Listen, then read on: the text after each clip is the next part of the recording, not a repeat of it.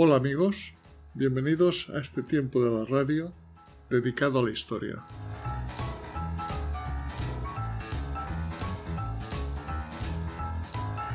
Don Diego Ramírez de Villaescusa fue un personaje tremendamente influyente durante los últimos años del siglo XV y primer tercio del siglo XVI, en ámbitos tan variados como el religioso, el político y el cultural. Y aunque en su época fue bien valorado por sus contemporáneos, con el tiempo su figura se ha ido diluyendo hasta prácticamente desaparecer del primer plano histórico.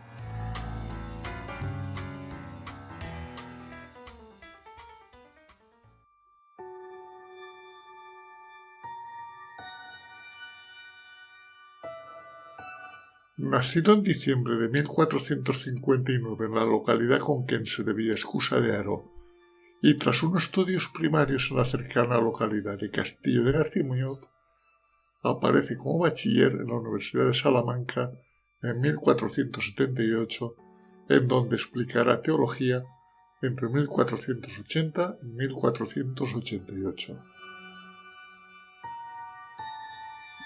1486 fue un año decisivo para él, pues a finales del mismo los Reyes Católicos visitaron la Universidad Salmantina y tras una brillante exposición teológica llamaría la atención de diversas personalidades de la corte.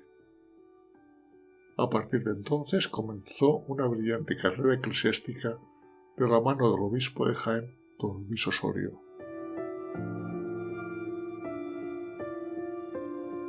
En agosto de 1496, la princesa Juana se embarca en Laredo rumbo a Flandes para casarse con Felipe, hijo del emperador del Sacro Imperio Romano Germánico Maximiliano. Al frente de la embajada religiosa iba don Luis de Osorio, y como no, le acompañaba a su mano derecha Diego Ramírez de Villaescusa. Tras llegar a Flandes el 9 de octubre, muere don Luis Osorio, día antes de la boda entre Juan y Felipe, quedando al frente de la embajada religiosa nuestro protagonista.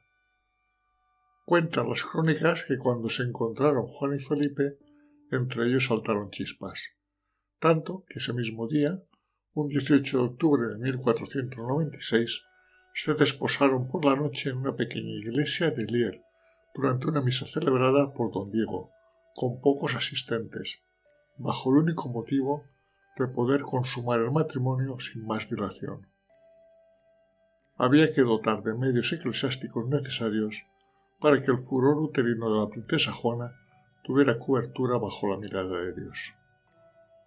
2 días más tarde, el 20 de octubre, se celebró en la iglesia de San Gumaro la liturgia católica, ya con miles de asistentes, para serles concedidos la bendición nupcial con todos los rituales sagrados habidos y por haber.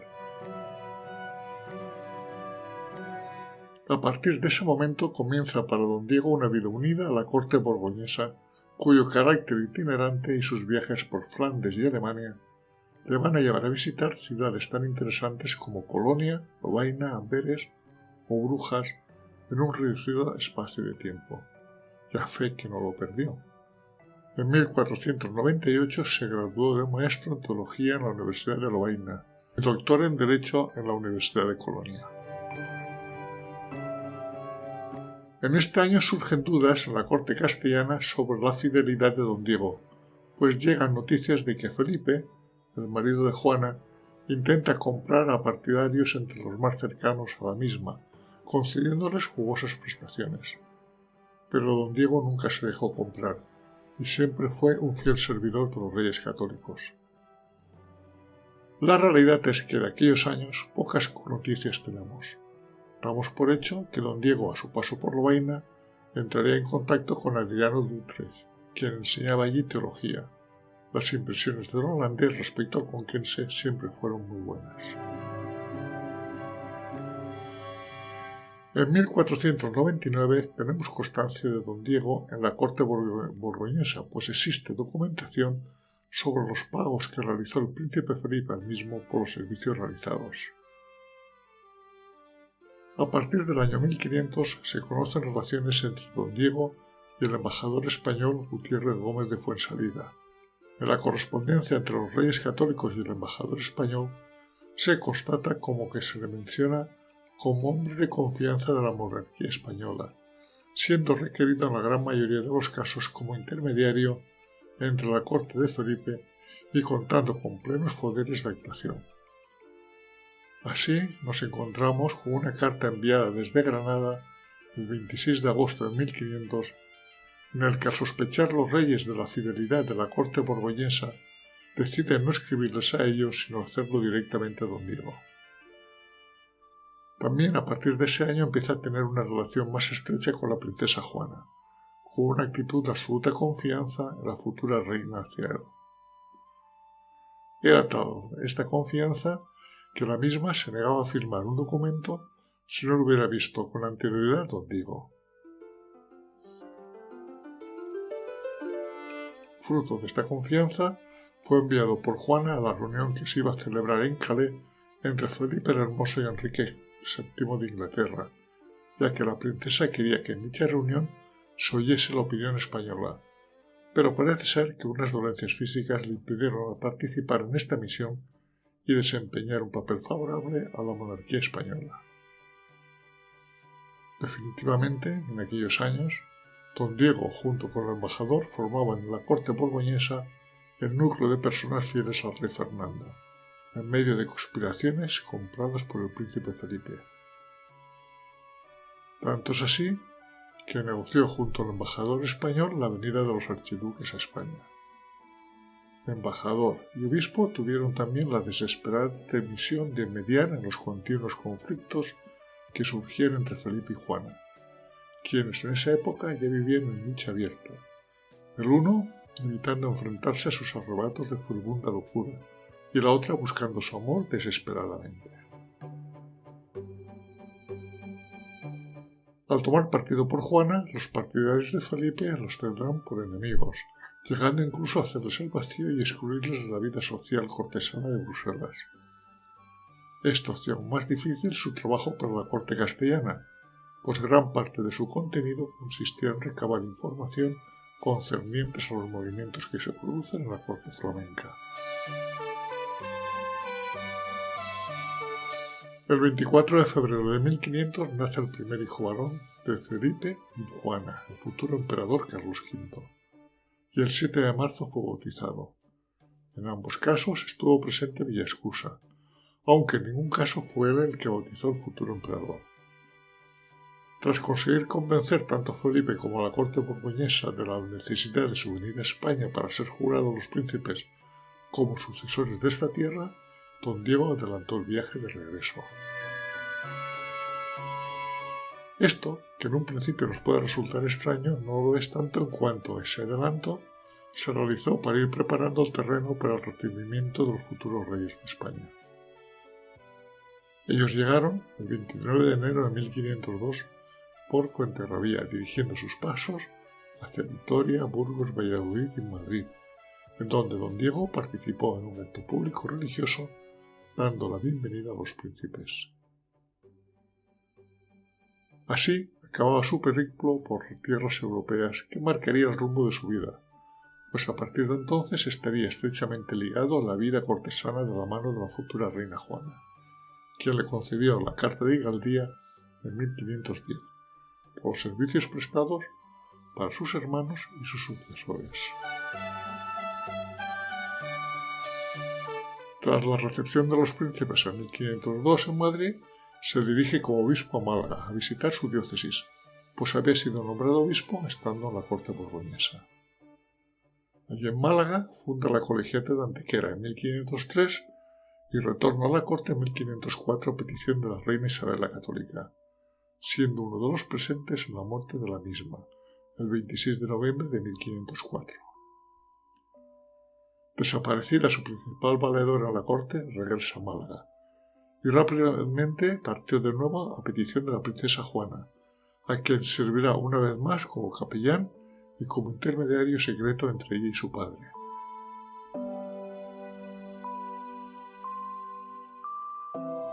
Cuentan las crónicas que Juana entregó una carta a don Diego para que se la entregara personalmente a su padre Fernando, pero que al enterarse Felipe de tal hecho, muy enfadado, pidió que se la entregara, a lo que éste se negó, por lo que fue cacheado, encontrando la carta en la bragueta del señor cura, lo que provocó que fuera desterrado de la corte.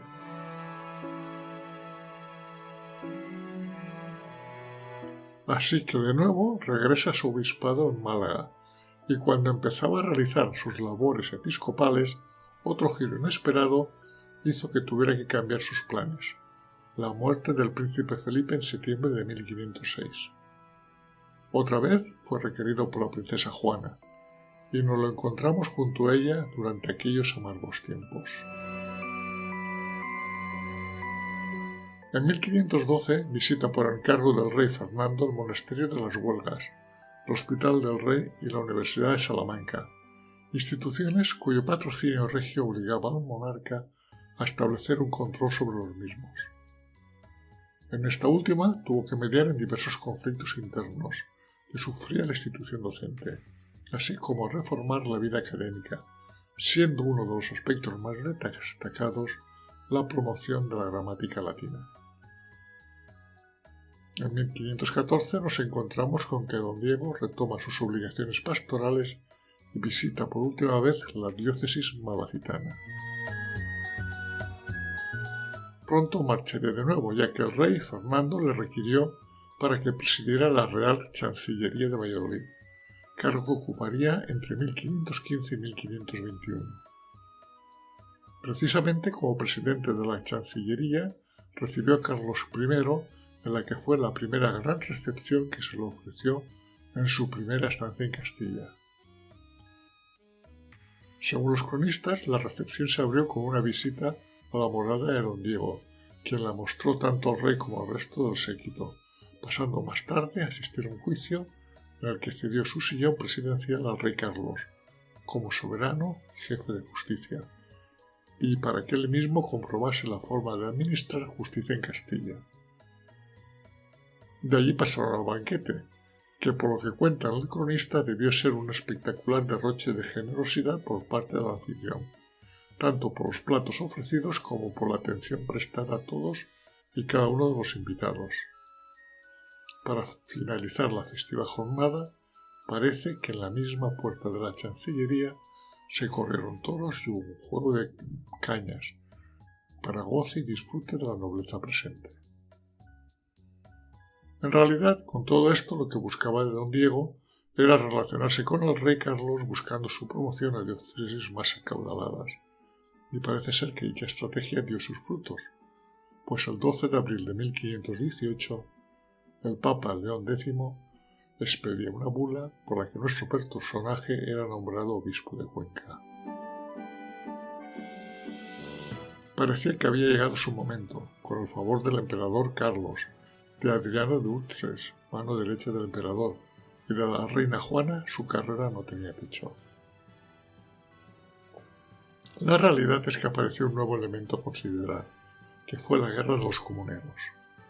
De alguna manera intentó mediar entre ambas partes, comuneros y realistas, y lo hizo estando las tropas comuneras apostadas en Villabraguina y las realistas en Medina del Río Seco, dispuestas a la batalla.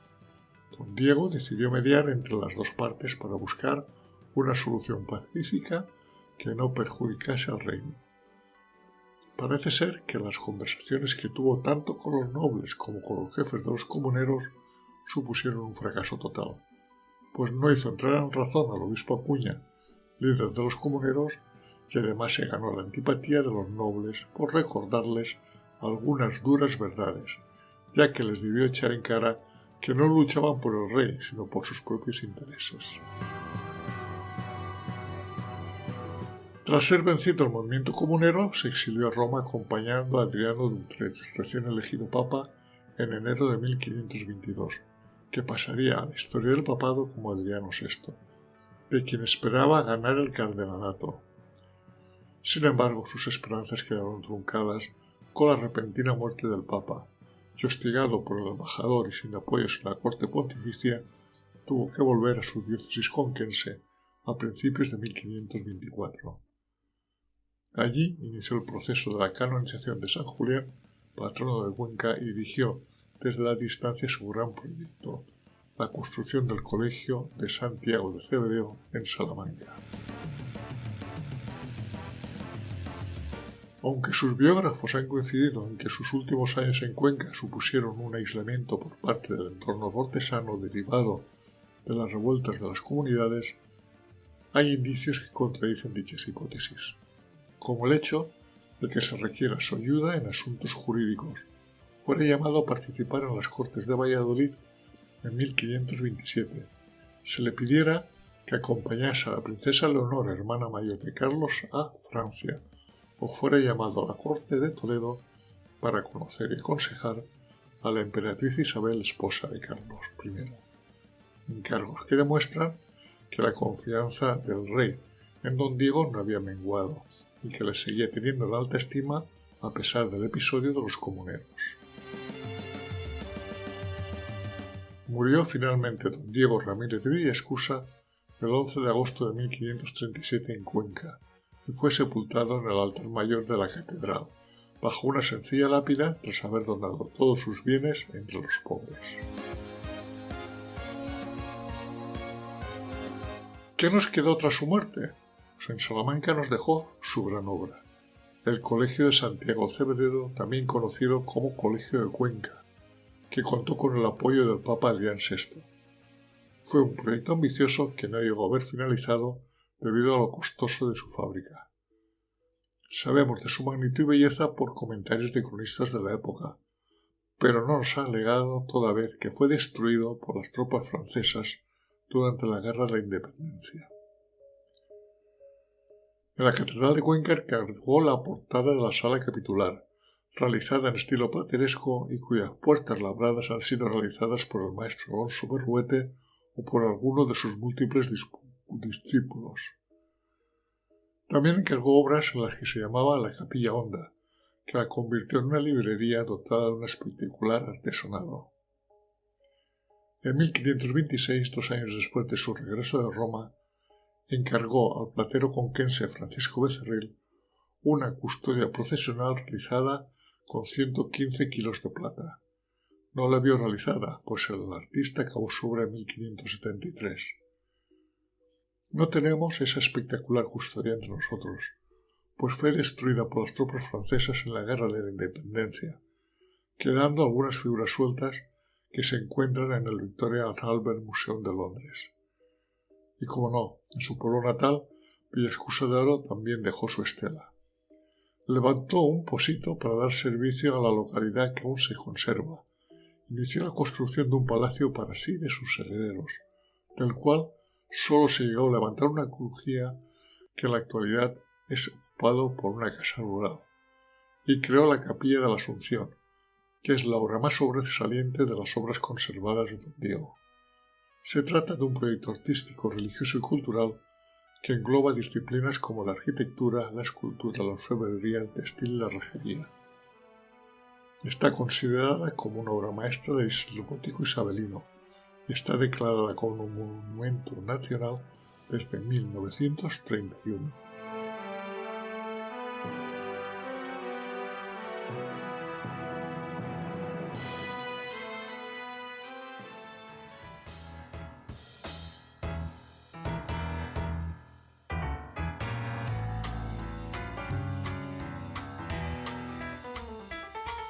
Si estás interesado en otros temas de historia, nos puedes seguir en YouTube en mi canal Desde mi Retiro y en iVoox, Spotify y Google Podcast en el canal Un poco de Historia.